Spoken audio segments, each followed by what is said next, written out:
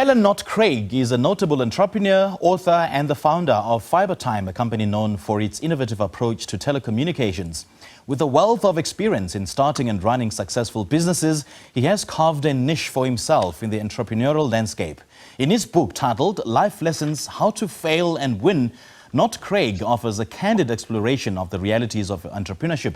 He embraces the notion that failures are often stepping stones to success, advocating the idea that it is indeed possible to achieve greatness by stumbling from one disaster to another. Alan joins us now virtually for more.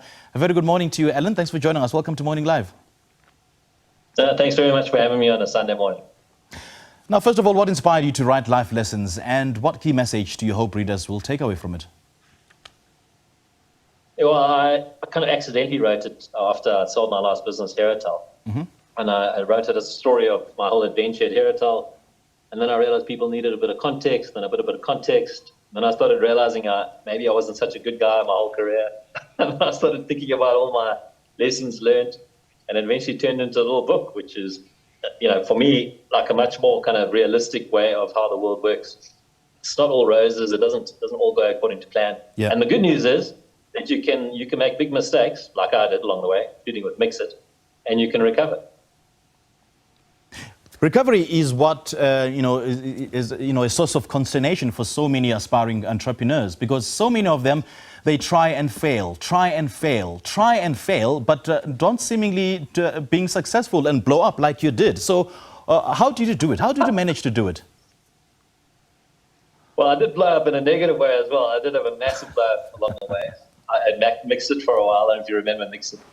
And I actually ended up losing my shirt in that one. You had to sell my house and, rent my sister-in-law's car for a while. But I think, that was kind of a bit of bad luck. And then I've done well in one or two other businesses, and that is largely good luck. I think, in retrospect, what went right was, I had a good family. My wife had my back. And so that's quite important. Like, probably the biggest lesson I learned out of everything is just keep your family first. Don't lose that priority. And then secondly, just keep plugging on. When you're really down and out, you mustn't stop moving. That's really the worst thing you can ever do. And I obviously got extremely lucky along the way, and I had a lot of advantages in life, a lot of safety nets. And I've been trying to do something with them. So it's been extremely lucky. And this book called Life Lessons, actually, when you read it, you're like, jeez, man. Well, when I read it again, I was like, how did that happen? Hopefully it gives hope to other mediocre people like myself. And I see, Alan, in the business circles, you've been christened weapon of mass financial destruction as a result of that massive flop at Mix-It. But it's quite astounding how you bounced back. And I suppose that's an inspirational aspect of your business journey. Can you share perhaps a personal story or experience where you stumbled but later found success? No, thanks for reminding me of that. After Mix-It, my former partners at least one of them, started referring to me as a weapon of mass financial destruction, which was fair enough. I'd been pretty incompetent that whole thing. But fortunately, I'd only been incompetent. I hadn't been dodgy. And you'll find that people will give you another chance if you've just made mistakes as opposed to done something dishonest. And then I got back on the horse, and I started an NGO called Project Isizwe, and we tried to get internet into kind of low-income communities. And then from there, I had plucked up the courage to go raise capital again. And when I raised capital again, I could tell people all the ways I'd lost money in the past, which actually turns out to be an effective way to raise capital, because, if someone's going to invest with you, they want to know that you've made some mistakes with other people's money before they trust you with theirs. And then we started Heratel, and Heratel was about an 8-year journey. We built a kind of rural telco, started with wireless and turned into fiber. Very successful. We've got a lot of lucky breaks along the way, but luckily we did well, and we made money for our investors again. And then about 2022, we sold that to Vumatel and started another business, this time called Fibertime. And hopefully I don't have to sell this business. My wife gets a little bit irritated whenever I change my email address. So hopefully this one sticks it out for a long time. Now, Alan, you also mentioned stumbling from one disaster to another. So how can failures be reframed as valuable learning experiences? Look, the one thing I want to emphasize is I don't encourage people to fail. Failing's for losers. You don't really want to be a loser. And I don't think there's a lot of glory in failing either. I just think there are some lessons. So when you've got an opportunity to sit back and reflect, you're going to learn a lot more out of failure than you're going to learn out of success.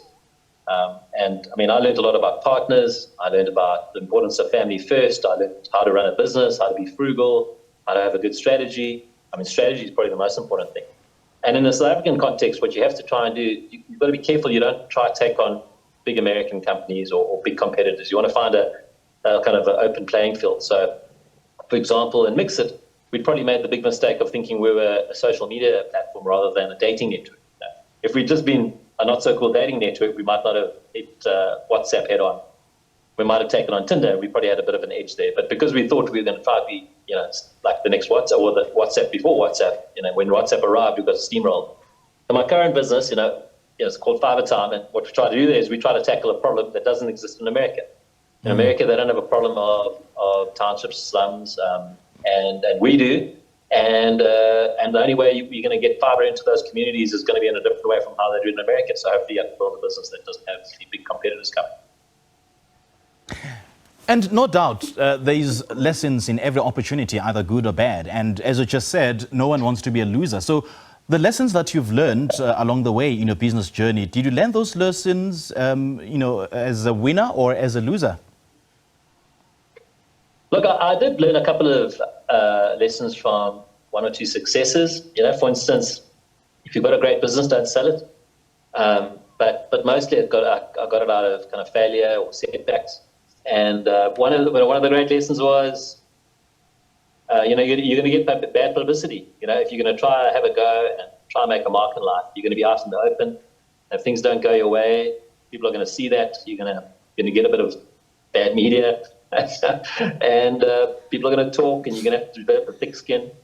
But it's a bit of a muscle, The more embarrassed you get, the more invulnerable you are from getting embarrassed, and that makes it a little bit easier to take a risk. It also makes you realize who's important in your life. Who's important is your family, your wife, kids, and your husband. Or your husband, your brothers, and your parents, and your close friends. For the rest, it really doesn't matter. All right, just how important is resilience in the process of turning failures into success?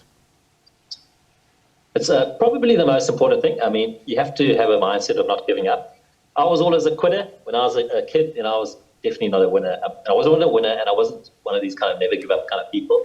Mm-hmm. And as I got older, I kind of managed to develop some resilience, and partly because I've got children. I mean, one way to make sure you get out of bed in the morning is you've got to have kids, you've got to put bread on the table, and partly a fear of failure. So part of what drives me is I don't really want to look like a loser.